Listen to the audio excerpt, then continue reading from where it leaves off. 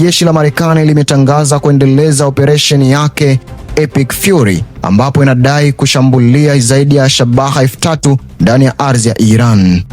Rais wa Marekani Donald Trump ametoa tamko akisisitiza kuwa uwezo wa kijeshi wa Iran, hasa jeshi la anga na majini, umezoofishwa vibaya sana. Ripoti kutoka Tehran zinaeleza kuwa milipuko mikubwa imetikisa uwanja wa ndege wa kimataifa wa Mehrabad, huku picha za video zikionyesha moshi mzito na uharibifu wa miundombinu ya ndege.